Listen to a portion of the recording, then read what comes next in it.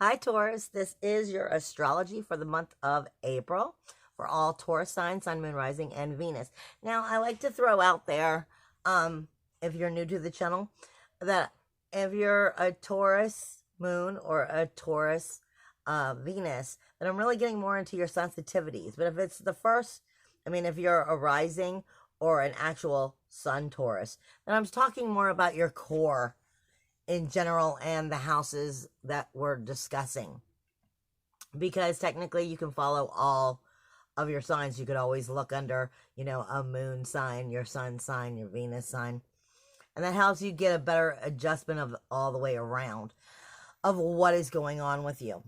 Also, if the astrology doesn't fit, you may want to specifically look up tarot, because I do tarot readings as well. So it may, one area may fit more than the other, plain and simple. I am getting a lot of head over heart in general, and I think I'm getting that for everybody. And I think that has to do with the virus and everything. A lot of head over heart, a lot of overthinking, a lot of very, in deep in their head. But I'm also getting, for you, a lot of throat chakra and heart chakra energy. Now, this could be speaking about blockages that you're overcoming, working in these areas. I'm also getting, I have to check something here in my notes because something's throwing me off.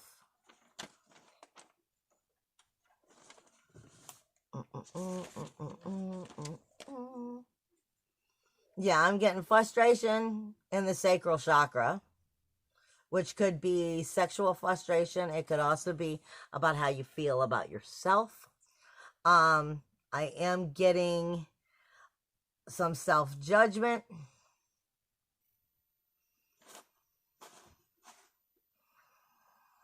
Spirit is giving me, there may be health issues, obviously, but that could be the flu and just other things is coming also with personal interest and diet, healthcare, self-esteem, some gossip.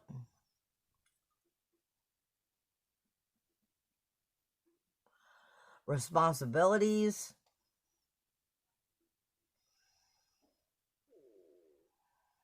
Shape-shifting energies. A lot of self-worth, self-value, self-esteem. Now, how you gain and spend your money, being possessive, possessions, securities, insecurities, tapping into them, whether you're figuring out how to feel secure within yourself, or maybe it may be root chakra and insecurities.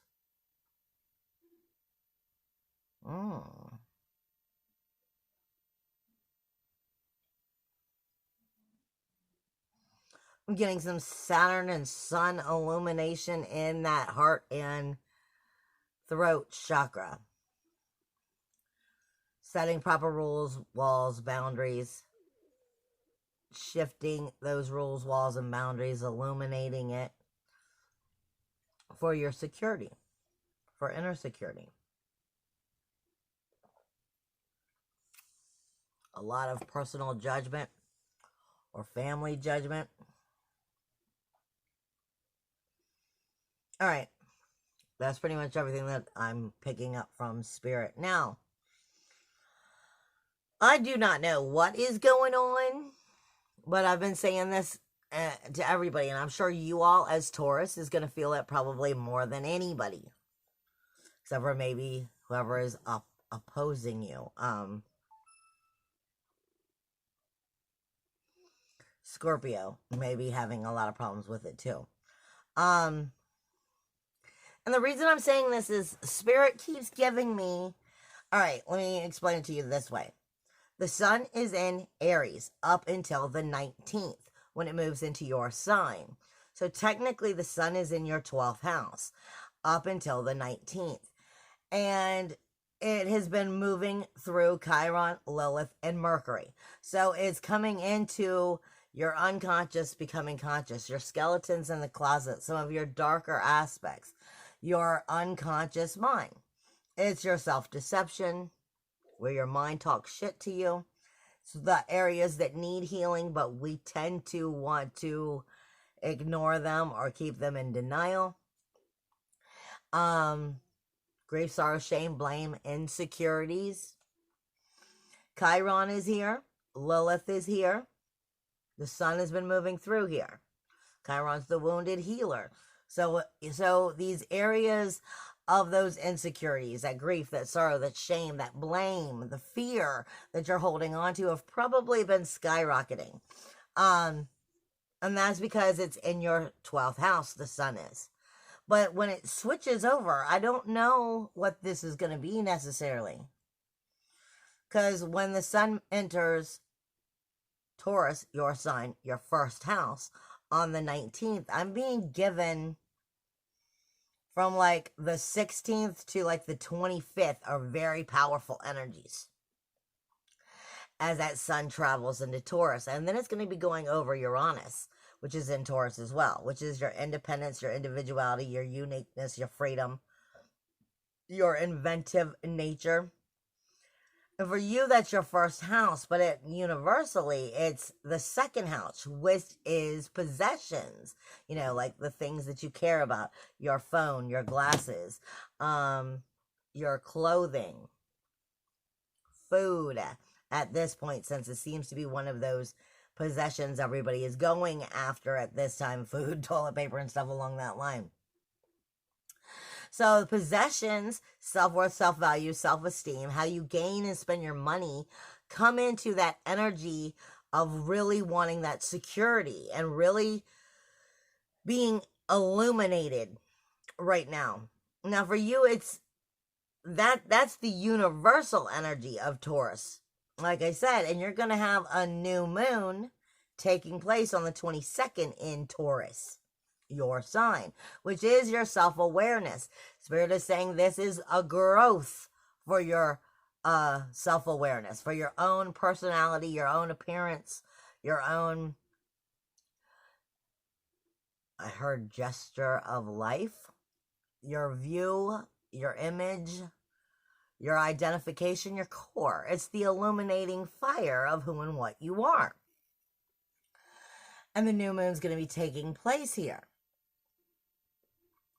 I just know that there's that something within that time frame, and it's going to be dealing with that independence, individuality, uniqueness, freedom, self-worth, self-value, self-esteem, being very much illuminated, whether it's because you're in that power or you're feeling the lack of it. Something is definitely going to be showing itself at that time, and I'm telling you because I'm being told to tell it to everybody, but with you being a Taurus, I'm sure you're going to feel it more than anything. Now, in the beginning of the month, you have the full moon, which is taking place in Libra. For you, this is your 6th house. This is your area of your daily service, healthcare, diet, hygiene, routines. And I say all the time, your routines, the daily mundane, there's absolutely nothing that's mundane about the daily mundane. It's the most magical part of our life. We overlook it because it's such a routine, we don't even notice it. But it's the people, the places, and the things of energies that you consume. This is Libra, really wanting it to be in balance for you. Harmony and balance and fair. And like I said, you have the full moon taking place on the 7th here. It is pretty much directly across from Aries energy, which is your 12th house. And it's going to be going through, again, Chiron, Lilith, and Mercury. So your 12th house, your wounded healer, your communication with yourself, and those darker energies. Lilith either backing up your fire and helping you find it, because she might be punching you in the gut, showing you where it is, because she's tapping into those insecurities, because she's trying to help you find the karmic lesson and the healing to get back to being you. But that 6th house itself is that it's having its issue with, is directly across from, more or less, is got Haumea here, make, and Yura. Sacrifice, commitment to the collective consciousness, and make is the lotus flower. So all of this says, where are you within these routines? Are these routines truly serving you? People, places, and things of energy. Because it's going to be coming back and speaking to that 12th house of where it's not serving you, where your hidden self insecurities and deceptions keep being scooted under the rug versus actually adjusting them so that these new routines are healthy. It's going to be brought into your awareness during that full moon. Like I said, the collective consciousness is making you see this. You're sacrificing commitment to the proper routines, the proper mundane, not ones that are unhealthy. So in one way or another, I would assume that any of those unhealthy insecurities are going to be tweaking just a little bit because they're helping you to see what you need to overcome. Now, you also have Mercury,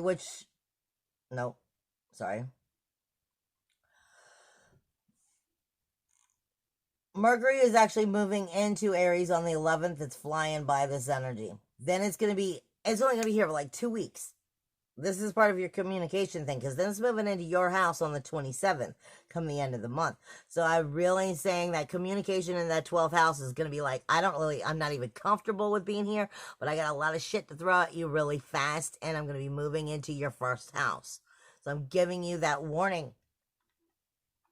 Now, as I look into your first house, like I said, your first house has Uranus here, independence, individuality, uniqueness, freedom. It will start being illuminated even more as to what the possessions are, possessiveness, your self-worth, your self-value, your self-esteem, your shape-shifting energies, and what are you investing in?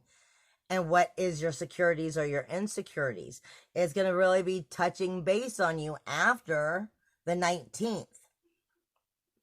Your second house is where Venus is with Vista. And it's not specifically getting along with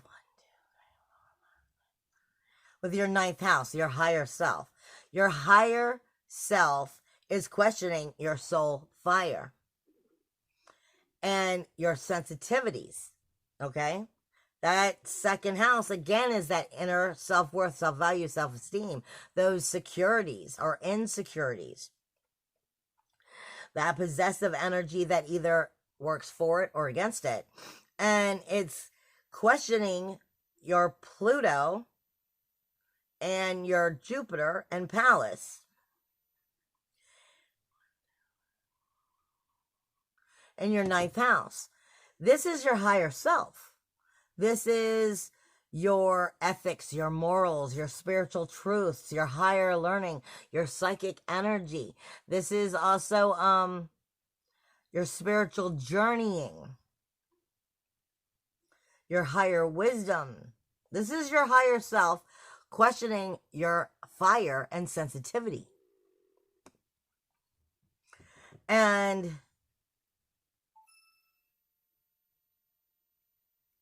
what I feel like is you're trying to talk yourself through it. You're trying to talk yourself through it, but what this is about is allowing Venus to tell you the truth. Venus is not love. Venus speaks to you about your sensitivities. She speaks to you about what you love and why you love it. She speaks to you about those things that you adore and you want to have close to you. You know, like some people love vanilla. They want the vanilla scent of stuff.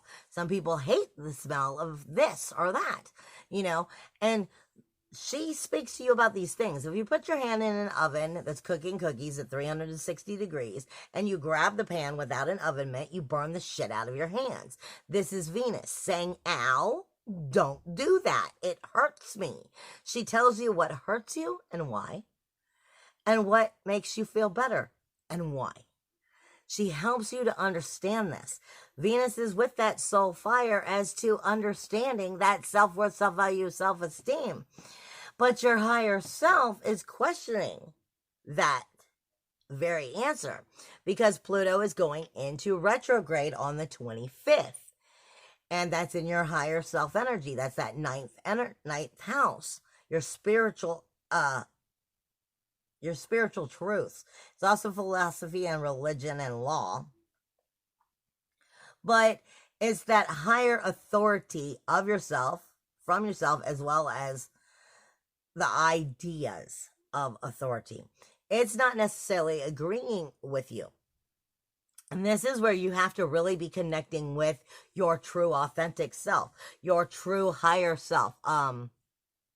Really connecting with your own personal source energy, your own personal higher self, because something about this is being off because, like I said, Pluto is in shadow, which means death, decay, and destruction for renewal, rebirth, regeneration. So this is definitely the bottom three chakras. This is the root chakra, the sacral chakra, and the solar plexus.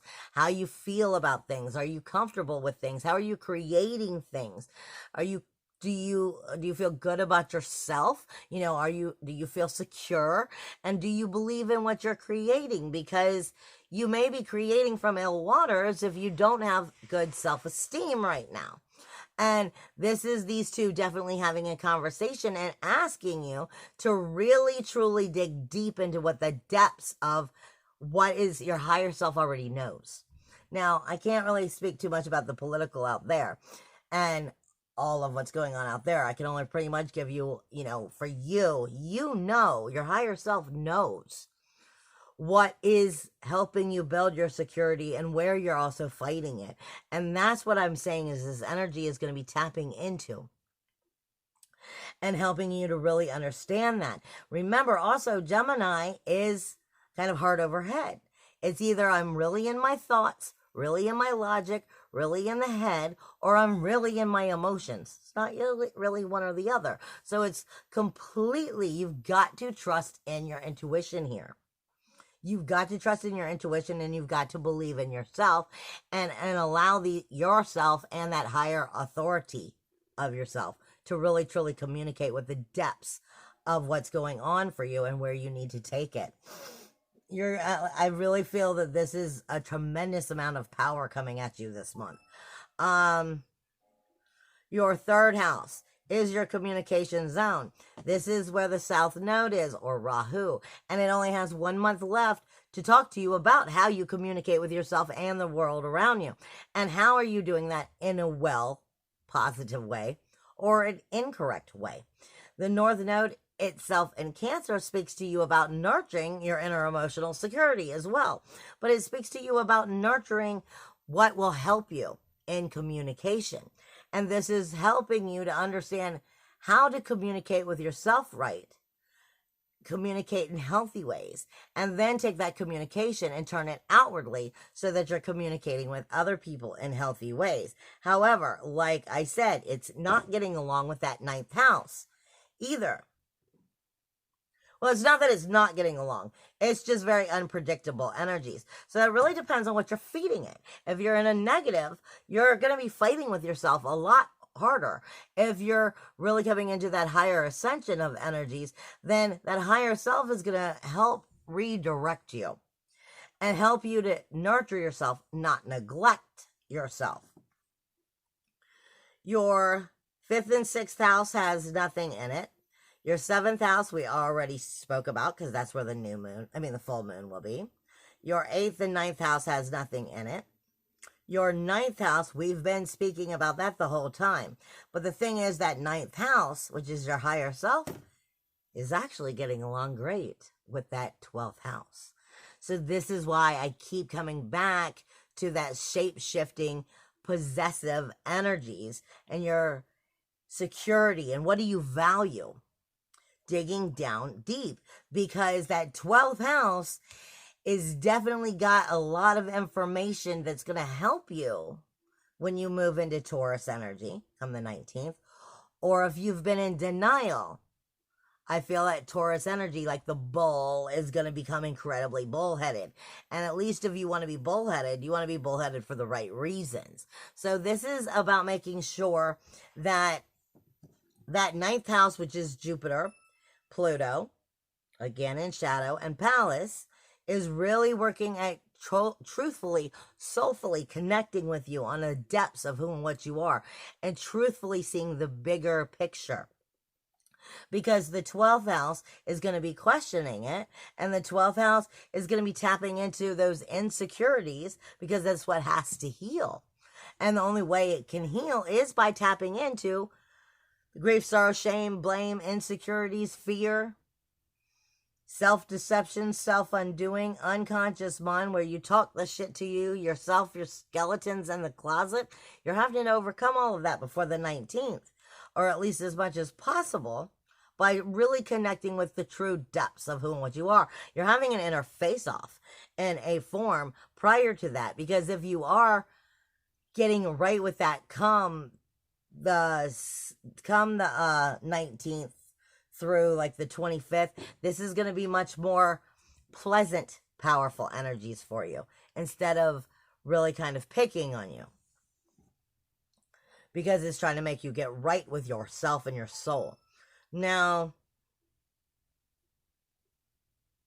your 10th house happens to be where your honor, your reputation, your professional world, your prestige, your career, the outer foundation around you is. And as you can see, you've got rules, walls, and boundaries all over that. Saturn has moved into that for you, which is definitely forcing what you're capable of doing as far as the job aspect, as far as, political aspects, going outside into the political arena, going, just shopping and stuff. But working environments, social foundations are definitely feeling the push of the rules, the walls, the boundaries. But it's being shifted with Mars throughout most of this month. Mars, when does Mars move? Does Mars show up on here and it's moving in my notes? No.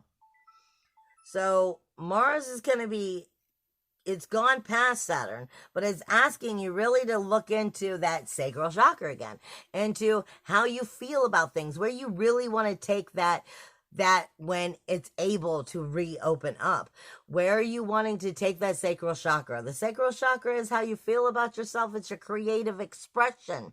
And it's asking you to tap into that creative side of yourself so that you can really, truly bring it out into the world in a new way. Creating new social foundations, creating new financial success, creating a new, positive honor and reputation and prestige for you.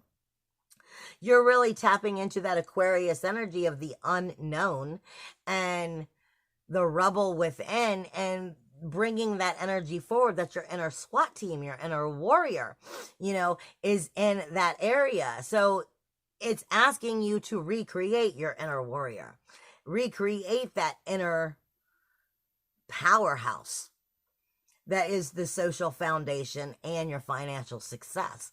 And it may not be something you can do right now. This may be something that you are working on so that you can present it later. But this is tapping into it so that you can get to that point. Then your 11th house has Neptune in it. Your 10th house also has Sirius running through it, which is also speaking to you of the threefold and karma.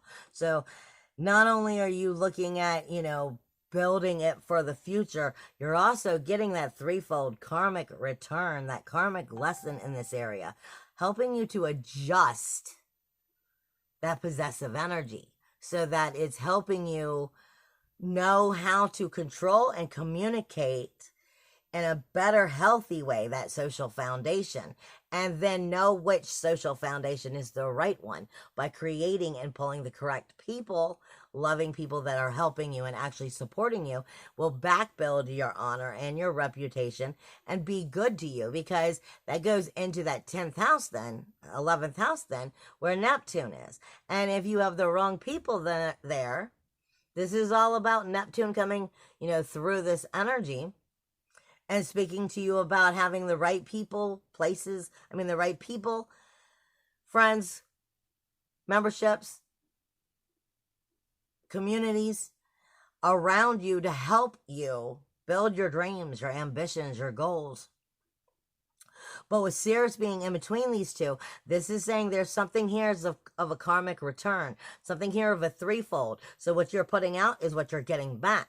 And there's a lesson here about shifting it so that you make sure your karmic return in the future has been cleared. You want a karmic clearance so that you are sending out in a more healthy way. I feel like this is why I'm getting such growth of your creative expression and possessions and possessive energy, and making sure that you are really tapping into self-worth, self-value, self-esteem instead of possessiveness.